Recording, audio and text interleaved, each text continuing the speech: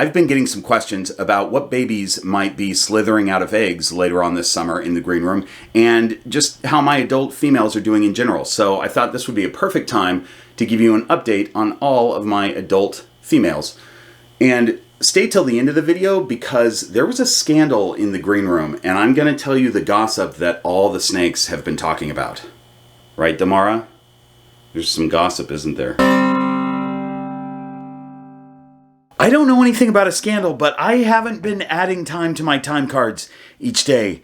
If you had heard anything about that, I didn't do that. That's not the scandal, Kent. Right.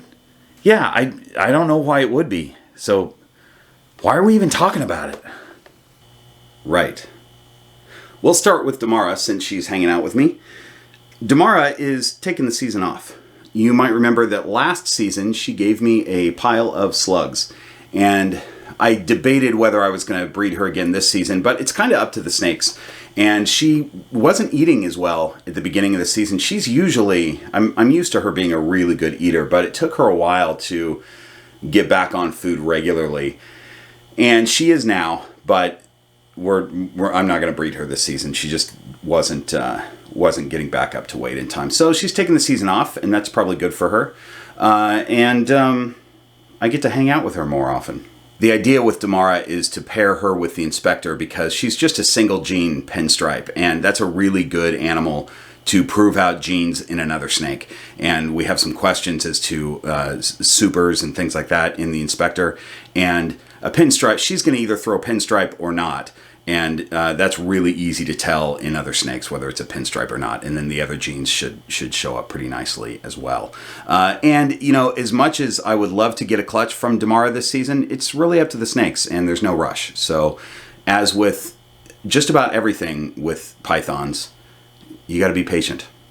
On to Freya. I'm repeating the pairing from last year, which is Freya and Ron, because they gave me such a fantastic clutch, and I'd like to get another clutch and look at those genes again and compare and get better at identifying them, I guess. Damara, what are you doing? Oh, you can't be on the ladder. You're too heavy for the ladder. Come here. Be right here. Just be on my arm. Look at that. Look at how nice that is. Yeah, there you go. Hi. Just be on my arm. Cool. Okay, I've got Damara wrangled, I think. So, Freya, we're talking about 6 genes in this combination. Freya is Calico, Orange Dream, Extreme Gene, and Ron is Spot Nose, Inchy, Asphalt. Right now, Freya has ovulated and given me a prelay shed. Based on that prelay shed, she is due to lay eggs almost exactly the same day that she laid eggs last year, which is when I'm out of town for 5 days. Last year I came home to a pile of eggs, and I'm guessing that I'll do that again this year. She's doing really well. She's a thick mama.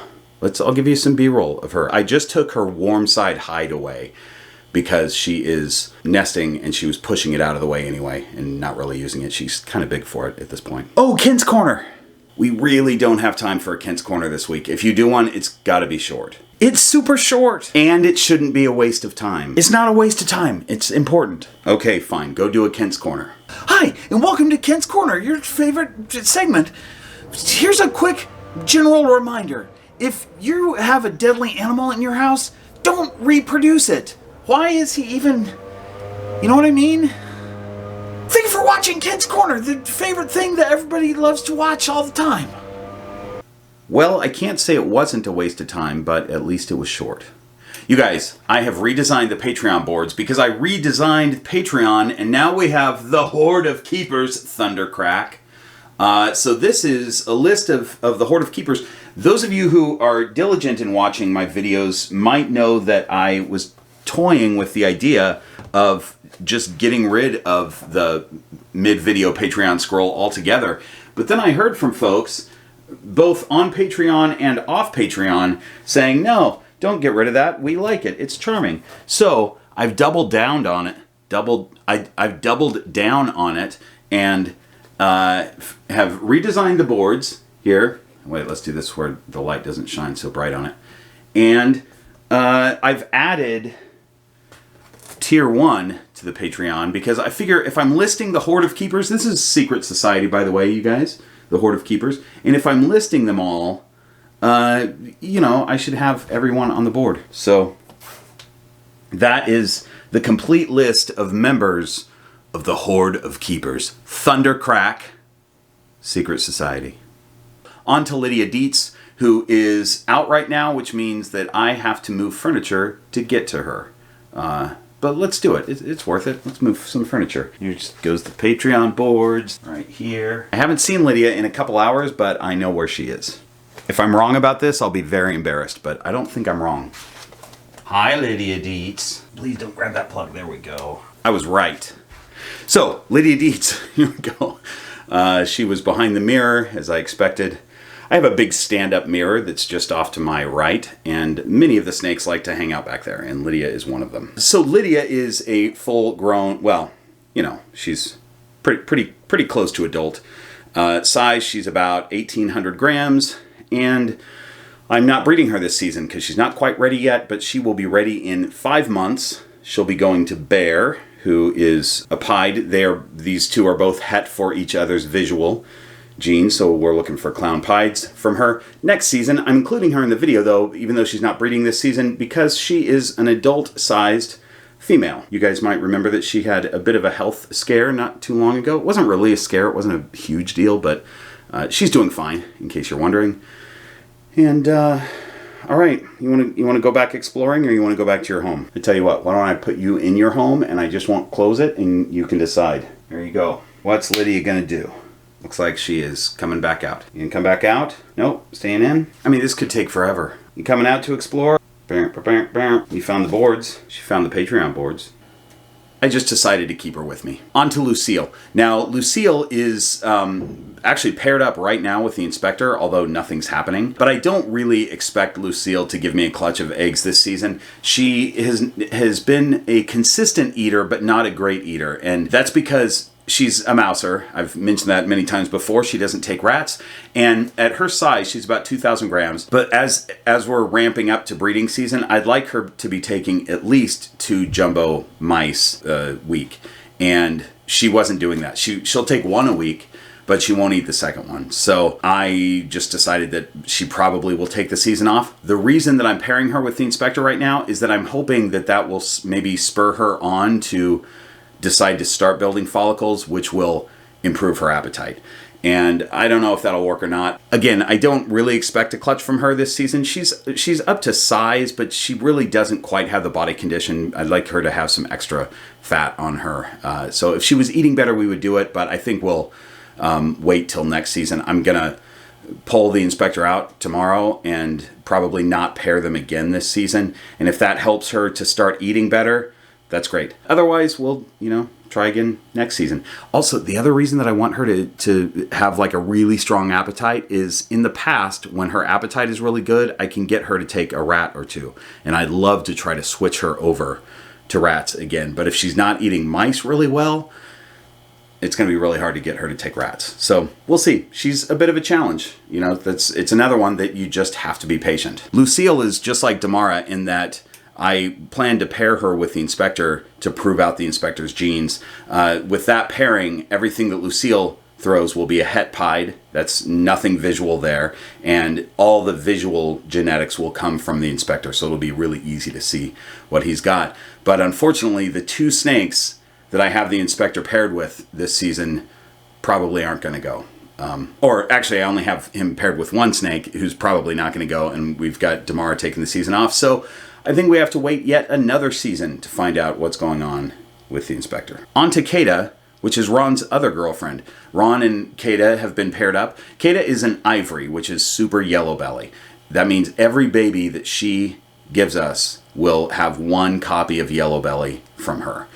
She's also possible GHI, so we might have some GHI thrown in there, but every single baby will have yellow belly.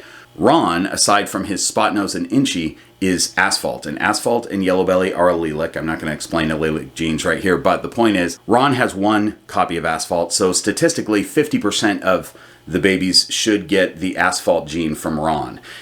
So what that means is that 50% of the babies will be yellow belly and asphalt, and that's a freeway. That's what we're going for. And the other 50% will be yellow belly. They've been breeding, and I believe Takeda has ovulated, and I believe she may have even given me a pre-lay shed. But this is my first season with her. She's laid a clutch before with another breeder. And this is my first season with her, and I don't quite know how she acts when she's ovulated. But the one thing that might be a problem is that she just took a meal this week. And generally, if a snake has a belly full of eggs, they're not going to fill their belly with food. I still think, I mean, she's got lumps. So, I don't know. We'll see. I still think she's probably going to give me a clutch of eggs, but the fact that she took a meal makes me a little bit concerned. So we'll see what happens there. All right, now it's time to talk about the scandal. Last week, I was doing a full clean out of all of the enclosures. And when I do that, I usually do several at a time, and I put all the snakes in either together in the playpen if they're small, or if they're bigger, I'll put a few here and a few there. And I had Lydia Dietz here out roaming, and when Lydia's out roaming, I don't put any other snake out there because she will start peeing to, I think, sort of mark the territory. I think that's why she does it. I have a couple snakes that'll do that. She's one of them. So she was by herself roaming the house. I had a couple of snakes of this size in the playpen, and I had just put Delilah, my freeway girl, into one of the empty tubs that doesn't have anything in it, so that I could just clean a whole bunch of these size snakes tubs. Ron is also in that rack with all the other snakes, and I wanted to clean his tub out. So I had cleaned Delilah's, and it was drying and getting ready to go, and I thought, okay, I'm just going to pull Ron out now, and I'll put him in the empty tub with Delilah for like 10 minutes while I clean his enclosure. And it occurred to me that this is a breeding pair that I plan on breeding in like November. I was planning on starting to pair them up. And with Ron, he always takes about 12 hours before he locks with a female. And so I thought, okay, if I put them together for 10 minutes, they'll at least meet for the first time. It might cause Delilah to do some sort of breeding behavior, tail wagging, scenting, something like that, but that's fine. And then when his tub is clean, I'll pull him out and put him back. Well, as you might guess, because I'm telling a story, in 10 minutes, they were locked up. So they locked up, and so what I decided to do is just put a water bowl in that empty tub and leave them there, because you can't, once they're locked up, you don't want to try to unlock them. So they were in that tub for 36 hours with a bowl of water, and then eventually when they unlocked, I separated them. The B-roll footage that I got that you may be seeing right now is at the end of this. They probably weren't locked at this point, but I didn't think to film it until the next day. So they were starting to unlock at that point. Delilah is definitely big enough to be breeding right now, and but I did not plan on breeding her this season. I was going to start pairing her in November. The fact that we're going 5 months early probably isn't going to do anything. So I haven't decided how I'm going to handle this yet, but probably what'll happen is just nothing. It'll be fine, and she's not going to lay eggs because of this one lock. But that could happen. I'm going to watch her behavior, though, because if it looks like she's doing some follicle building behavior, if I see her bull wrapping or something like that, then I might just decide to keep popping him in with her every 6 weeks or so. Like every time she sheds, I'll put him in with her. And that'll just, she'll go a little bit earlier than I expected. If that happens, she'll go 5 months earlier, and that'll probably establish a pattern for her each time she lays. And I'm never going to be a big producer. I'm never going to have a ton of snakes producing. And I don't think that I need to stick with a specific season. Ball pythons will breed any time of year when they're in captivity. So it would be kind of nice to have maybe a clutch occasionally throughout the year rather than all at the same time. So it's not a problem that they paired up, but I just need to watch that now and try to figure out if I'm going to continue pairing them or not introduce them again until November. And that's all going to depend on Delilah's behavior at this point. I don't have an ultrasound. I'd really like to have one. It would take a lot of guesswork out of this. So I'm expecting possibly just 2 clutches this summer and potentially 2 clutches this winter, depending on what Delilah and Lucille decide to do. The Horde of Keepers over on Patreon will have first dibs of getting on the waiting list when babies start to hatch, but I'm sure there will be spots for others as well, and I'll let everyone know about that. Thanks for watching. I'll see you next week.